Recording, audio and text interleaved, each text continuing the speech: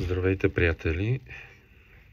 Отдавна не сме се включвали, не сме правили предаване, но това е така, тъй като, както знаете, и аз и Светлана Бошов сме заети хора, работим, трудим се, нямаме време, не че няма теми обаче.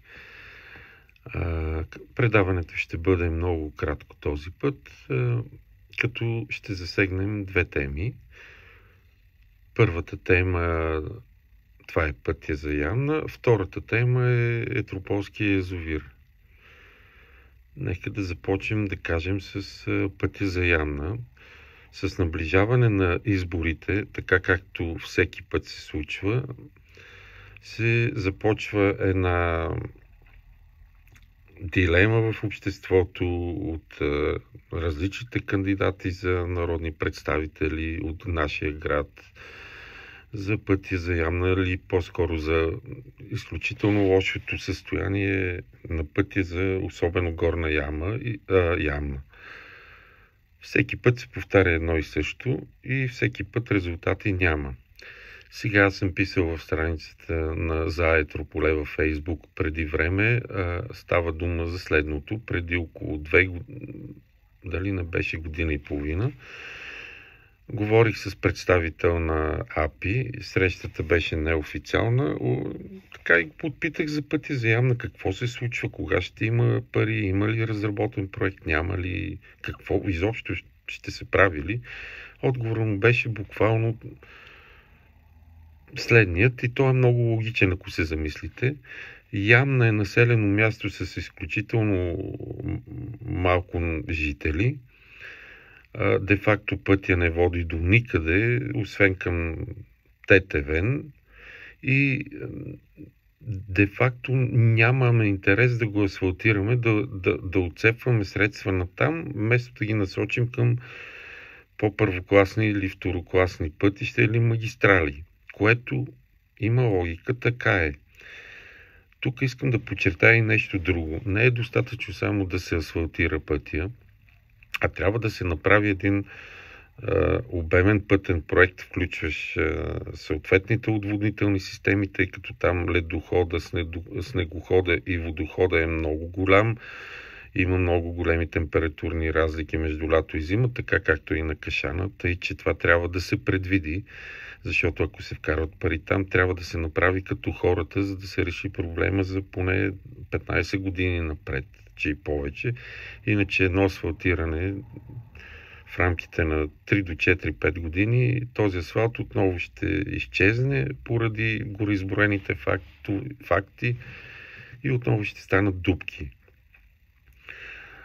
Тогава така споделих с този човек, няма да му казвам името, така сравнително известно е, дали е възможно, ако се организира гражданско неподчинение, но от всички хора в нашия град, не само от Ямна, говори и от Етрополе, ако се събере подписка, подпишат се, да кажем 2-3-4 хиляди души, тази подписка се внесе към МРРБ, към АПИ, към парламента, ако щете, нали, чрез общината, разбира се, най-добре е това да бъде сторено чрез кмета на общината.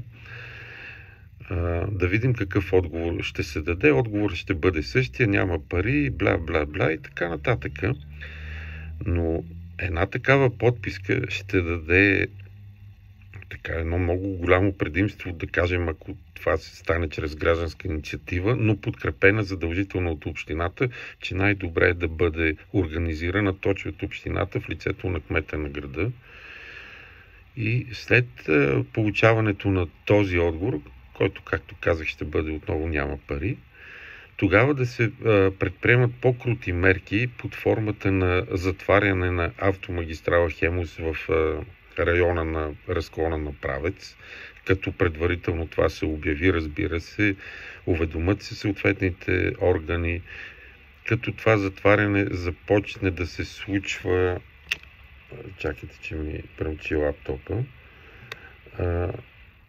Това затваряне първоначално започна да се случва за 15 минути, след 3 дена за половин час, след това за 1 час, за 2-3 часа и така нататък. И отговорът му беше отново логичен и аз съм сигурен, че така ще стане.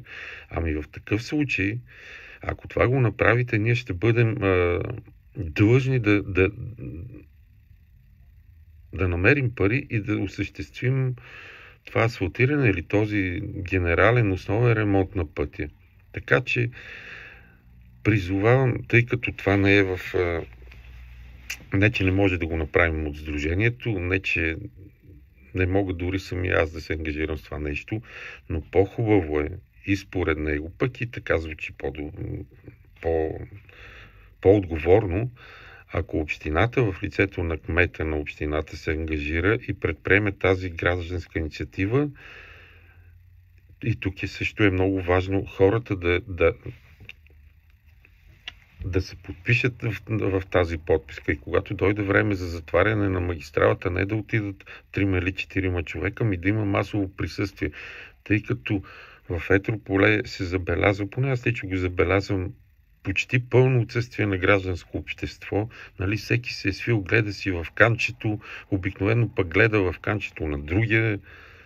А не бива така, хора, разберете, че всичко си е в наши ръце. Абсолютно всичко зависи от всеки един от нас. Това го е казал Александър Велики. Съдбата на всеки един от нас е в ръцете на всеки един. Тъй, че, моля ви, дайте да помислим по темата. Призовавам и община Етрополе да помисли също по тази тема. Как да го направим? Ние ще помагаме, разбира се. Надявам се всеки един от вас да помага и най-накрая да се случи това нещо, защото е важно. Ямна се нарича Швейцария на Балканите, нали знаете? И то е точно така. Затова, както и в онази народна приказка, неволята учи. Когато повикаме неволята, тогава се получават нещата. По темата, по пътя за Ямна, може би е това. Аз само да допълня, че който каквото и да ви обещава от кандидатите или след това, или преди избори, конкретно за този път няма да стане. Няма да се отделят средства. Тепърва има други инфраструктурни важни проекти в Етрополе да се осъществяват, като Кашана, евентуалното околовръстно за него, тъй като ако целият трафик премине през града, ще стане много неприятно за нашия град, от гледна точка на замърсяване, повишаване на пътно-транспортните происшествия и така нататък, но това е друга тема. Така. Сега, по темата за язовира, отдавна отлагаме да говорим за това, но всички знаем, че язовира е източен поради повреда на отводнителна тръба или така нататък. Не съм запознат много добре. Но е факт. Има такава повреда. Няма вода в язовира, той е източен. Тук обаче има нещо друго. И много е важно да обществеността в Етрополе да получи точни, ясни и конкретни отговори на следното. Тъй като витаят такива слухове в нашия град, предполагам всички ги знаете. Първият слух е, казвам слух, той за него, за това няма доказателства, това е слух, говори се сред гражданите на града. Смятам, че обществеността трябва да бъде успокоена от компетентните институции в нашия град. Първо, както знаем всички, язовир Етрополе е собственост на Напоителни системи, ЕАД или там, както и да беше абревиатурата след Напоителни системи, това е държавна фирма. Има ли внесено искане от страна на ръководството на град Етрополе, говоря от ръководството на община Етрополе, за това язовира в Етрополе да бъде изваден като собственост от Напоителни системи и съответно прехвърлен като собственост на община Етрополе или пък директно да бъде прехвърлен за стопанисване, вероятно безвъзмездно, на елаците МЕД. Така се говори. Има ли такова входиране? Тук е хубаво община Етрополе да излезе и да каже има, няма, има такова или няма такива работи. Второ, това е нещо много сериозно. Надявам се и съм сигурен, че никога няма да стане и няма как да се случи, но съм длъжен да го кажа. Върват отново слухове или клюки, ако щете, че в даден момент този язовир ще се използва не като язовир, а като нещо изключително грозно и нямащо място изобщо в земите на община Етрополе. Говоря за хвостохранилище, свързано с бъдещето разширение на рудник Елаците. Подчертавам, това е слух, не твърдя подобно нещо, така се говори в града. И тук е хубаво ръководството на Елаците Мед да излезе и да успокои обществеността. Имат медии, вестник Етрополе за хората е техен. Наскоро имаше публикуван материал за язовира в Етрополе в този вестник, но не ставаше ясно каква ще бъде неговата съдба, какво се предприема, какво се случва с този язовир. Най-малкото, защото знаете, че наближава лятото. Лятото е пожароопасен период.